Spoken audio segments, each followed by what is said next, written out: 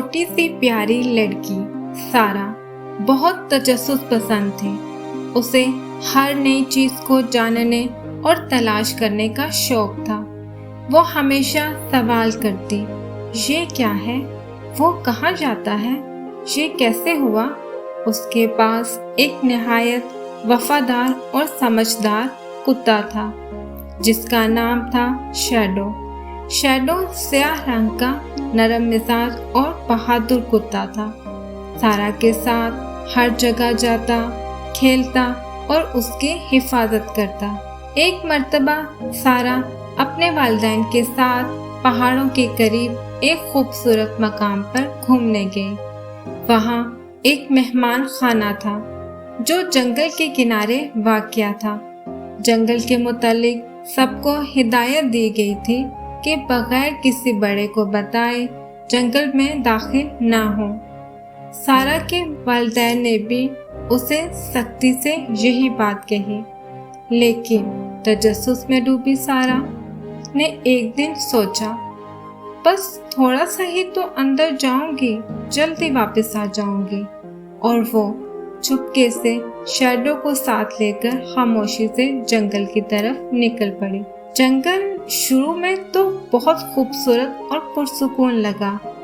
سارا درختوں اور پرندوں اور پتوں کی سرسراہٹ سے بہت خوش ہوئی۔ شیڈو اس کے ساتھ ساتھ تھا، ہر آہٹ پر ہوشیار۔ لیکن آہستہ آہستہ بادل چھا گئے، ہوا تیز چلنے لگی اور ہر طرف اندھیرا پھیلنے لگا۔ سارا کو اندازہ ہوا کہ وہ رستہ بھول گئی ہے۔ اس کا دل زور زور سے دھڑکنے لگا، آنکھوں میں آنسو آ گئے۔ شیڈو اس کے قریب آ کر بیٹھ گیا، جیسے کہہ رہا ہو، ڈرو نہیں، میں تمہارے ساتھ ہوں۔ تیز بارش شروع ہو گئی۔ سارا ایک درخت کے نیچے بیٹھ گئی اور کانپنے لگی۔ شیڈو خود بھی بھیگ رہا تھا، لیکن وہ اس کے سامنے کھڑا رہا، ہر آواز پر ہراتا، جیسے اسے بچا رہا ہو۔ ساری رات شیڈو نے سارا کی حفاظت کی۔ صبح ہوئی تو شیڈو نے زور زور سے بھونکنا شروع کیا۔ دور پہاڑی پر موجود ریسکیو ٹیم جو سارا کو ڈھونڈ رہی تھی، آواز سن کر اس کی طرف آئی۔ سارا کو دیکھ کر سب خوش ہو گئے۔ سارا کے والدین اسے دیکھ کر رو پڑے۔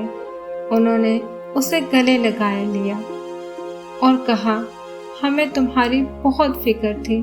سارا نے شرمندہ ہو کر کہا، مجھے معاف کر دیں، مجھے آپ کو بتائے بغیر نہیں جانا چاہیے تھا۔ پھر اس نے شیڈو کے سر پر ہاتھ پھیرتے ہوئے کہا، اگر شیڈو نہ ہوتا تو شاید میں کبھی واپس نہ آتی۔ اس نے میری حفاظت کی، میرے ساتھ رہا اور میرا بہت خیال رکھا۔ کبھی بھی کسی کو بتائے بغیر کہیں نہ جائیں، خاص طور پر ایسی جگہ جہاں خطرہ ہو، جہاں جانے سے آپ کے والدین نے آپ کو منع کیا ہو، کیونکہ احتیاط کرنا ہمیشہ ضروری ہوتا ہے۔ اگر آپ کو کہانی پسند آئی تو لائک، شیئر اور سبسکرائب ضرور کریں۔ اگلی کہانی میں ملتے ہیں۔